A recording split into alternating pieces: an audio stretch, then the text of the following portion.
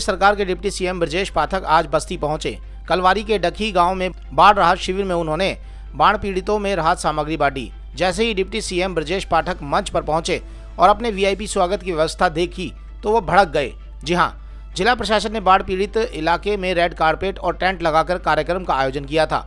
बाढ़ पीड़ितों के बीच अपना भव्य स्वागत देखकर डिप्टी सीएम भड़क गए।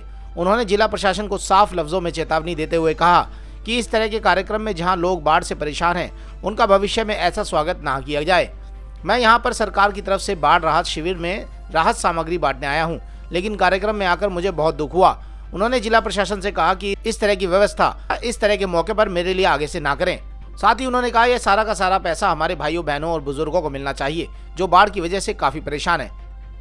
साथ ही उन्होंने डीडीएम को निर्देश दिया कि जिन लोगों का मकान बाढ़ की वजह से गिर गया है उनको तत्काल मुख्यमंत्री आवास योजना के तहत मकान दिया जाए और जिन इलाकों में बाढ़ आई है वहां पर भविष्य में बाढ़ न आए इसकी व्यवस्था भी की जाए।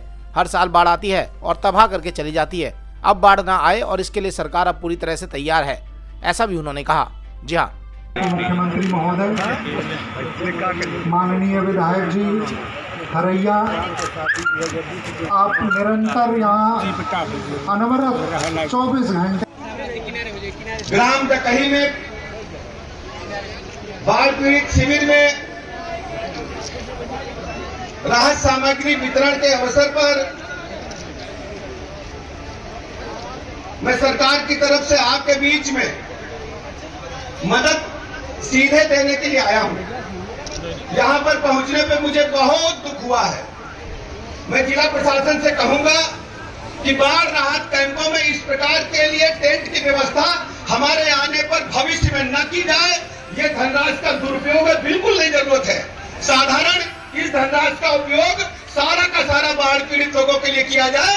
इस टेंट और ये दरी बिछाने की बिल्कुल आवश्यकता नहीं है। ये सारे के सारे पैसे हमारे भाइयों को, बहनों को, बुजुर्गों को मिलने चाहिए और बिल्कुल भी आवश्यकता नहीं है। ये बोतल का पानी हम लोग पीने के लिए नहीं आए हैं। हम लोग आप लोगों की पीड़ित दर्द का एहसास करने के लिए आए हैं। किस ढंग से हमारे गरीबों ने, हमारे भाइयों ने, बहनों ने पीड़ा झेली है इस बाढ़ के दर्द में।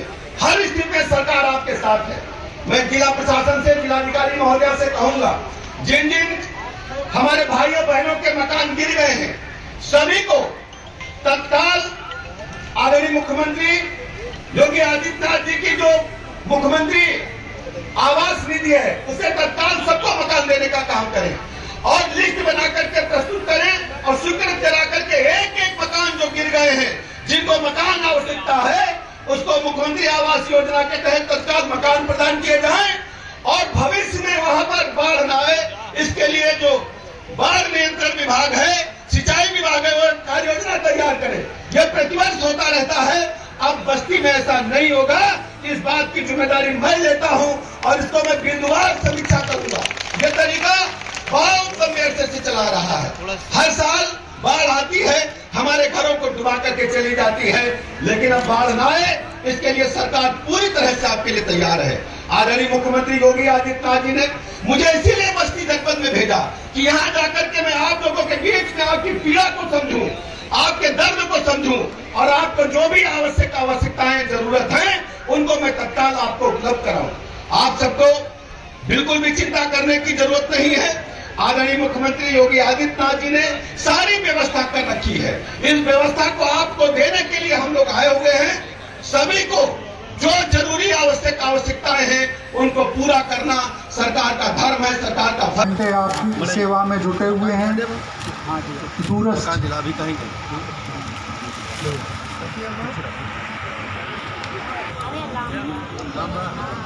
खाना ना खाते सामान जाता नहीं, अबे नहीं मिला। आज इतना मकान अभी है कि मकान अभी नहीं मिला।